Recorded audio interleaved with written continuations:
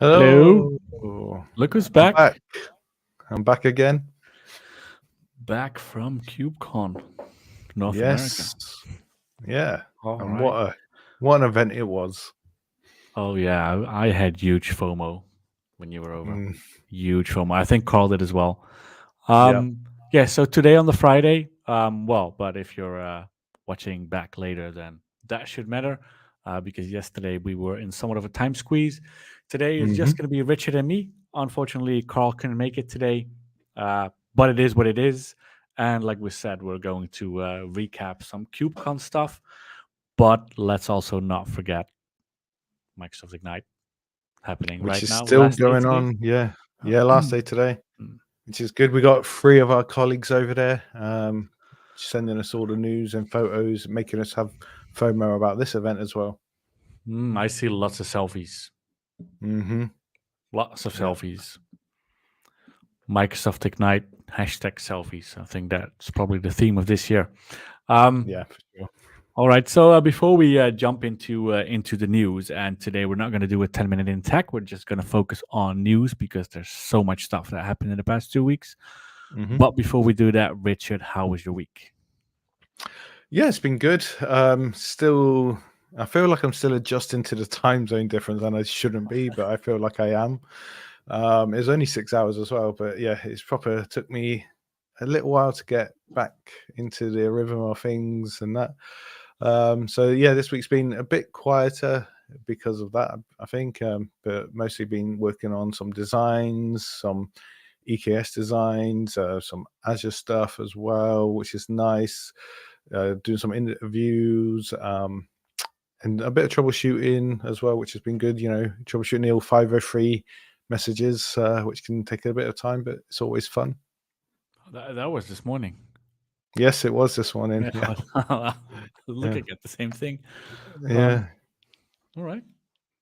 Sounds How good. about you? Um, a very, very diverse week this week. Um, Still playing around with some open telemetry stuff. Obviously reading up on all the new KubeCon stuff and tracking Microsoft Ignite. Last Tuesday I did a user group session for Nice. the Azure Platform Engineering user group here in the Netherlands. Yeah, it was very enjoyable. I talked about GitOps. So and don't want to offend any developers, but why it's called GitOps and not GitDev. hmm Uh, Yep. Basically, we went through Flux, the Flux extension for AKS, discussed that, played with that. It was very interactive, a lot of fun. So it was very good.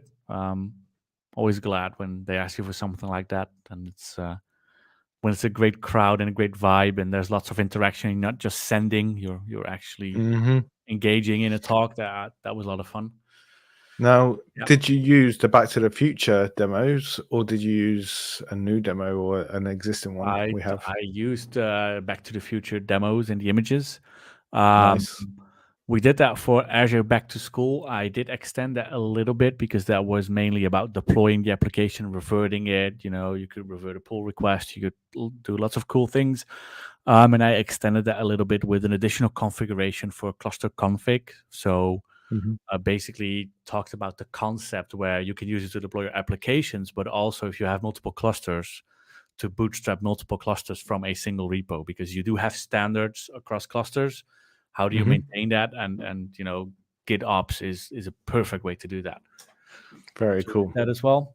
And then yesterday I did something way out of my comfort zone because I actually this is see something sometimes things just work when you talk about it. hmm I went back to the school where I used to study 10 years ago, where I got my bachelor's, about 10 years, well, 9.5 years ago, um, because they had some kind of trend watch thing, and they were looking for people to talk about what's happening from a technical perspective, in the market. So hmm I signed up and I went there and I talked about Kubernetes with a lot of students. So Nice. basically, the Kubernetes 101.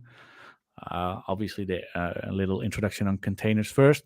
The positive thing for me was I'm thinking, well, schools, they're usually a bit behind on what's happening in the market. But for the past 2 years, Kubernetes is actually part of their curriculum. So That's good. that was good news to hear. Mhm. And then I also provided some input on what I think of the existing curriculum. You just mentioned troubleshooting. I think that should be mandatory for everyone working in tech. Like Oh God, yes. do 8 weeks to do a semester or a period like 8 weeks just on troubleshooting. Hmm. Yeah, Just that definitely it agree with will. that. I mean, yeah. Well, it doesn't matter whether it's on prem or you've got like your physical desktop or laptop, or you do VMs in the cloud, platform as a service, software as a service. Somewhere, if you have to troubleshoot, it really helps if you understand memory, CPU, disks, how they interact. Because in the end, underwater, everything is still compute. It's good to understand that, and that's the message I relayed next to my evangelism on Kubernetes. Obviously, that Nice. was a lot of fun, actually.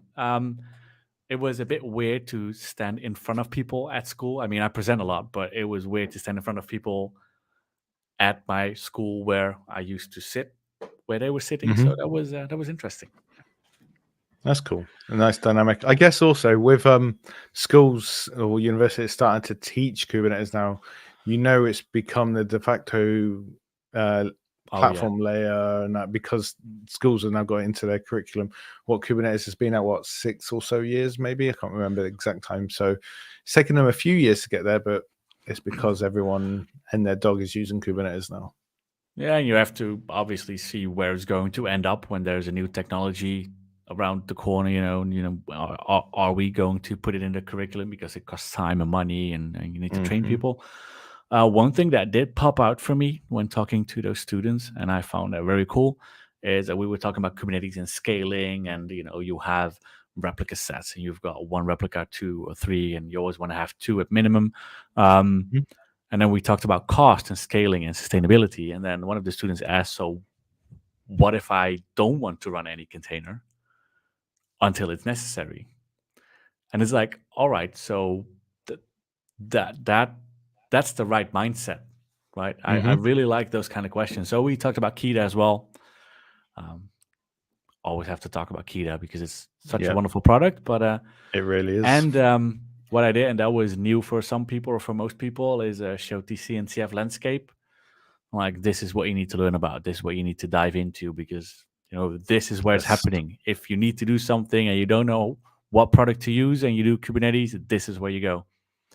So Hey, it's fun fact. We did a video about the landscape a few episodes or so ago, but there's a V2 version of it coming. So they've redesigned it a bit to make it easier to use, which is cool. So maybe we'll have to do another video when that goes live, I'll as a recap sort of thing. We probably should. The reason why I use it now is not just to show the landscape, but also to show how big it is, because it's such an Mhm. overwhelming picture. It Mm. doesn't provide a lot of, I mean, from an accessibility perspective, that page should definitely be redesigned. But from Yeah. the wow, this is how big the CNCF landscape is, it really works. I was chatting to someone earlier about the CNCF landscape, and this is it's what, like 190 projects now, but these are Hmm. only the projects that are part of the CNCF landscape.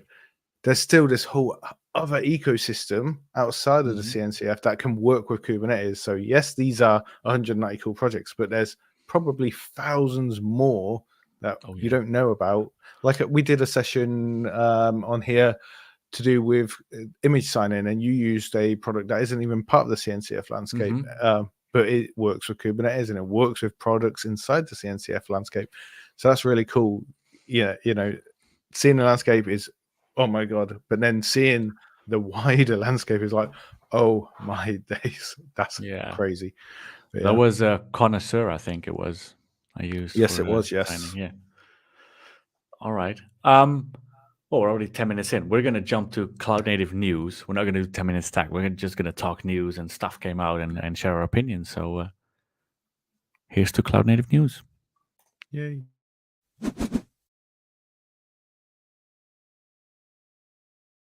All right. If we want to stick, we've got 20 more minutes, so Hmm. we're gonna stick to that. But it's not Fingers enough to crossed. tell. Yeah, it's not enough to talk about everything though. What are we starting with? What are we Let's go starting from with? the top of the list, I guess. Yeah, What we got here? This one, artifact artif- streaming on artifact. See, AKS. I made a typo. I did this before. Hold on, Oh yes. Oh, hold you on. better get that fixed. Every time I type it, artifact. See that way. Every time I make the same typo and it says like artifact or something or artifact Uh, fact. It's just that looks this is better. better. All right, Yeah. artifact streaming. Yes. So this is really cool technology, and we got to thank Alibaba Cloud for it, really, as well, because they put a lot of work into the Container D feature Mhm. that this is using. So AKS used to have this feature called Teleport, which never really came out of private preview. And it's a way to stream your container images down to your clusters quicker. So this Alibaba Container D thing is the new version of Teleport, and they're calling it artifact streaming.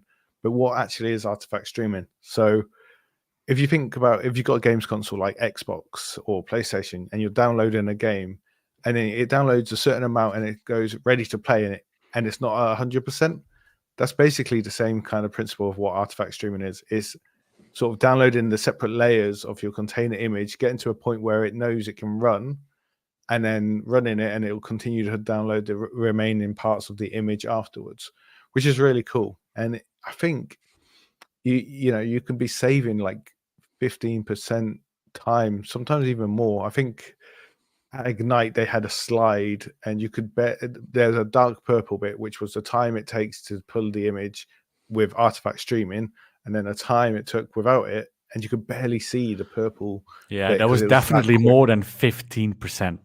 Definitely more than 15%. Yeah.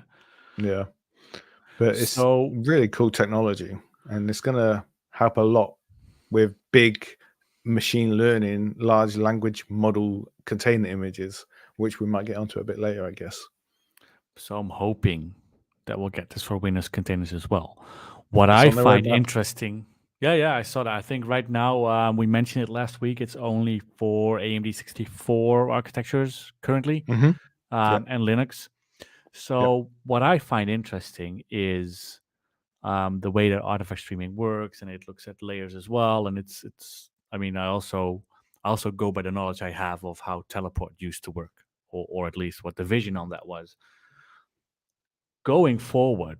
And I think this is hard to answer. Going forward, do you think we need to take into account how we create our Docker images and how we structure our Docker files to optimize the use of artifact streaming?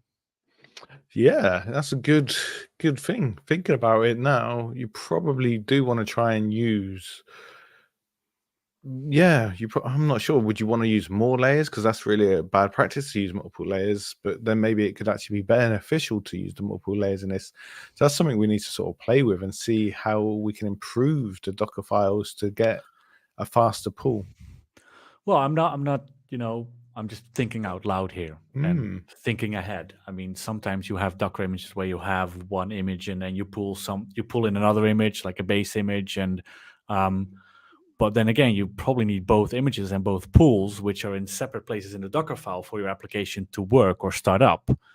So Hmm. will that be a problem going forward, for example? Because does it go from top to bottom? Does it so many questions, so many stuff I want to test with and see, Yeah. can you build the optimal the best performing Docker image and then best performing pool actually. So Yeah. it's my And then I guess we'd also need to test it with distro list container images as well and see how that works and see if it can be quicker on those, because those are already tiny as it is. So could it be even quicker with those? Some testing yeah. definitely needed. See, this is good. Yeah. But we're now 4 minutes in, and we did was talk about artifact streaming. Carpenter. Yes. So I think you guys talked about this last week again, but Yeah. it's now official. It is now going to be on AKS, and they're going to call it auto node provision. It got announced at Mhm. Ignite with the name yesterday, and it's really cool to see that AWS has open sourced this, given it to the autoscaler SIG in Kubernetes ecosystem, And now, the bit Azure's done is just like a provider and operator on top of this bit. So it's just a tiny little bit using the main Carpenter source, same as what AWS are doing. And it's really cool to see AWS giving back to this community. They've taken a lot over the years and they're finally giving back. And I really like to see that. Yeah, and this has been in the works for ages. I know that there have been a lot of talks with AWS and Hmm. between different parties on doing this because, well, I think you said it the other day. This is one of the best things that came from AWS in terms of the In my Kubernetes opinion, yep. ecosystem. So yeah, I Yeah, for agree. sure. I agree. And the funny thing is, it got leaked by Microsoft at I KubeCon Amsterdam. And then we had to I pull know it back really quickly. this is why I'm saying it's been in the work for a while because I Yeah. remember those discussions and well, we talked to a lot of people at KubeCon Amsterdam, so I'll just say Hmm. voices in my head that we're not dropping names here. But Yeah. that was very, very interesting. Um, all right, we talked about this as well last week with Karl, the new cloud native search, HTO Argo, and Cilium. Obviously, this Hmm. was on the list last week because Cilium is there, and if Karl's on the show, we got to talk about Cilium. But this ended up in we mentioned Cilium every Yeah. show. So yeah. So when I was at KubeCon in Chicago last week, I went to the CNCF training booth, and they're so excited about this. And I think we're going to start seeing more and more certifications from the CNCF for these products going forward. So maybe one day we might see a KEDA one, we might see a Flux one, and so forth. But they're putting a lot of effort into training now, so it's going to help people out, I think, a lot with the That's CVs good, and right? getting jobs. Yeah, it's definitely good. But they're not going to change the way they do renewals. I asked the question because, renewals, mine's coming up for my CKA soon, maybe in about a year's time. I said, oh, are you going to do something similar to like what Microsoft does, where you just go to an online portal and do a quick exam and then you're renewed for another year? And they go, nope, because it changes so much and because we want it to be worth something, they're going to keep it. You just basically have to retake the exam again, and there's no changes coming where Every it's not year. going to be like that. Every 3 years, I think it is. Oh, So it's 3 years. not too bad. But You've yeah. had your CK for 3 years? No way. No, I think it's been 2 years this year. Oh, And then so I think so I think when I say this year, I mean March 2024 all will right. be my second year. Yeah. I'm getting ahead of Like myself. that. We're still in November. Still November. Yeah, I've got mine Yeah. coming up. My first exam, Nice. 14 You're days. gonna pass it. That's exactly 2 weeks. Oh, nice. Oh, so it's gonna be on a Friday. Yeah, that's good. Yeah. So then we'll have to wait a whole 6 days to show if you pass or failed live on this show. So that'd be what, the Mm, first one in December. Come back and find out if Wesley's passed or failed. no Yeah, pressure. no pressure at all. That's a bit mean. All right. Oh, what I do, Matt, our former colleague, he Hmm. just passed his CKA, and Yeah, I think he did quite good. yeah, There was yeah. no He doubt that he he was gonna fail. He was gonna succeed. He's good at Yeah, this. and I was speaking with him, and he was mentioning some of the questions, and like he didn't even have time to answer two of the questions, and he still passed. So Yeah. because the questions are weighted in the CKA, you can go and pick the ones which give you the most points and do those Hmm. ones first, and then go back to the easier ones. So that's good to know. That's good. Reassures me for when I'm ready to do my retake. That if there's It time constraints, it's fine. definitely reassured me for Yeah. my exam coming up. All right, KubeCon Paris CFP ends on November 26th. Yes, yes. So get your call for papers in now. Make sure they're fun, but not too funny. Make sure they are like written well. Just think about something that's new and upcoming. One of the new trends you think is going to happen. Like when I was at KubeCon in Chicago last week, I'm going to keep saying that. The big trends were platform engineering and AI. So if you're going to put a CFP in, maybe try one of those two categories and make it fun. That's what I would suggest. Yeah. Interesting. Yeah. And Also, regarding KubeCon Paris, Yes. you have Get your tickets. 11 days left. And after 11 days, then the prices will go up significantly. Hmm. So early bird prices still can. And regardless, you should go to KubeCon in Paris because Rich and I are going to be there as well. Yeah, So and we want to say hello to everyone. yes, we definitely do. So if you want to get it, or if you want to go, well, talk to your employer or pay for it yourself. I mean, the corporate price is a little bit higher. So if you need help motivating your employer, send us a message. We can be very convincing. Yep, and there's also a letter you can send your boss on the Kubecon website as well. So Oh yeah. use that as well. All right. What else we got? We have cost analysis add-on for AKS, but we can talk about Hmm. the AKS part of it, which is this. It basically means you can do this in Azure Cost Management, which is pretty cool. Yep. If you read the article itself, it shows some sneak peek pictures on, nodes, pods, but in the end, this is Cube Cost, right? Yes. Well, Open, sort yeah, of open cost, which came from open cost. KubeCost. So KubeCost runs OpenCost. They donated it to the CNCF, and it's running that and giving you a nice UI in the Azure portal. Or you could use KubeCost, which gives you a nice UI in their system, or just run OpenCost and use their basic UI, which is really cool. And this was another trend I see at KubeCon in Chicago last week. Where you Was were. FinOps, where I was. Yes, it's all about FinOps, cost savings, ways to Mhm. monitor your costs and stuff, and we're seeing more companies like KubeCost come out and try and offer this service. So it's good to see this. And another good thing as well is our favorite product, Kida, is can sort of be integrated in a way with this because of the carbon aware sustainability. So you can actually try and use that to reduce costs and you reduce your carbon costs and stuff like that, and integrate it with this tooling and stuff. So it's definitely good to see. Just I'm going to put a link in here. Let me check. Create banner and it's at the bottom here. I was just looking for the Yes. URI. Definitely read up on this. Cloud native cost management, the way to deal with this, and also that pretty much every big company out there where you have to do proper cost management, big public clouds, they are contributing to this. Mm-hmm. So I think if you're getting started with FinOps, definitely read up on open costs. Yeah, for sure. All right. The AI tool chain operator, basically more Yeah. operators and more support for machine learning ops or ML ops or machine learning workloads on Kubernetes.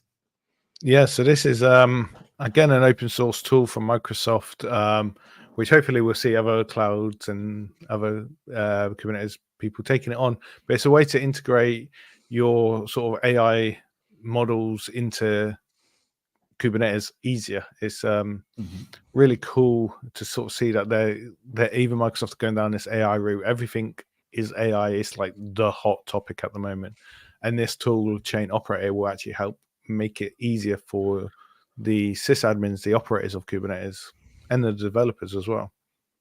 Is this going to be the next step? We've had some challenges with Kubernetes and machine learning with the V1 stuff in the past, with support and deployments. And would you say that this is the next version and this is what we need to do from now on? Once it goes GA, yes, because we only just had the first release on the 15th of November of this. But yeah, it sort of works really nicely with Falcon and Llama 2, which are some open source sort of models that you can target with it. And it can work with private registries, public registries, any cluster sort of thing. It doesn't have to be AKS, which is cool.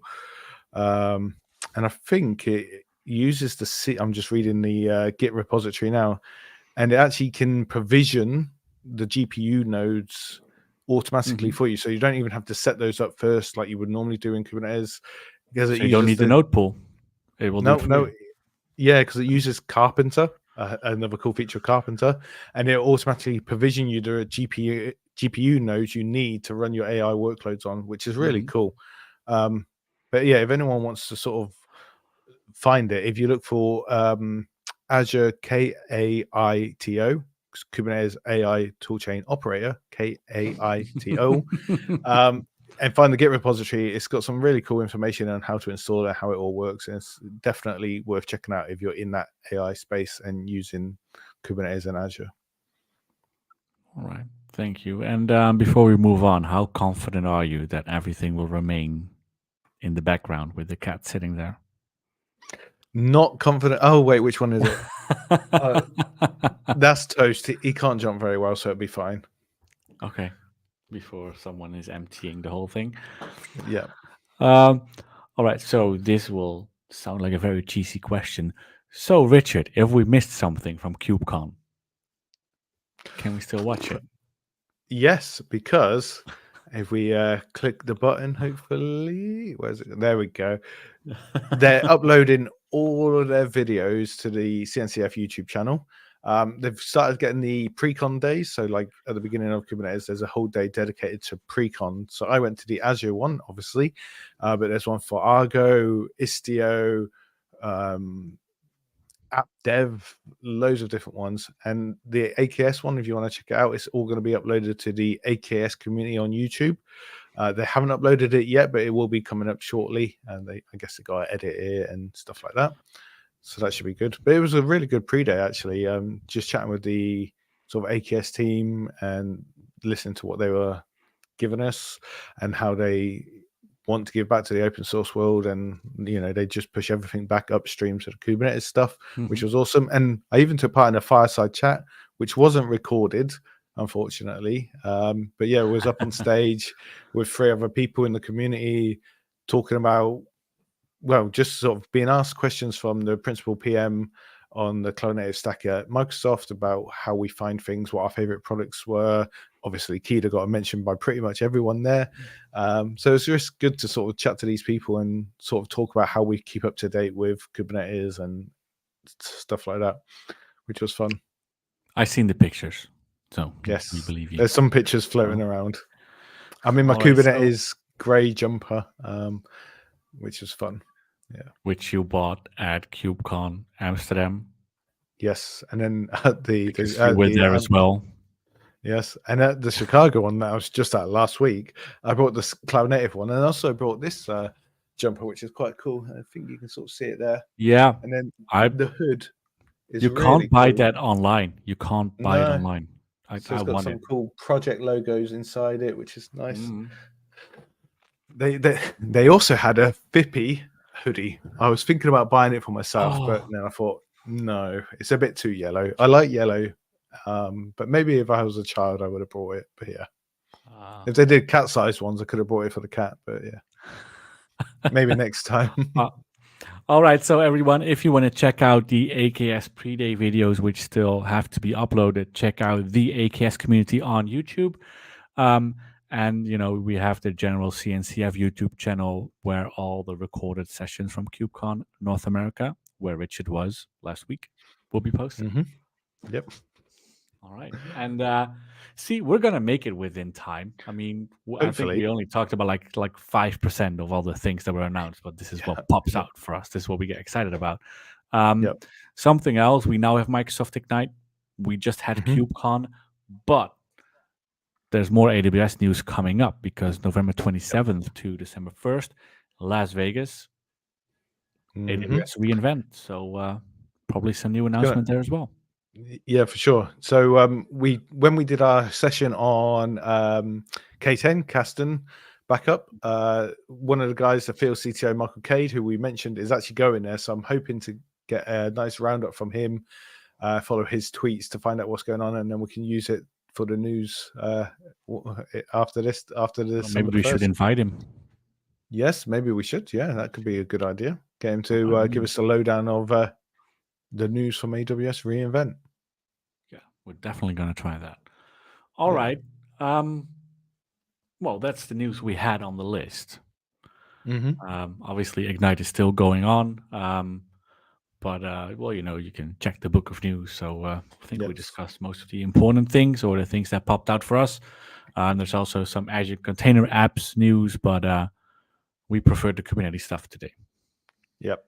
So yeah, and then I guess one last thing to sort of reiterate again is the massive subjects coming out of KubeCon and also Microsoft Ignite is AI, platform engineering.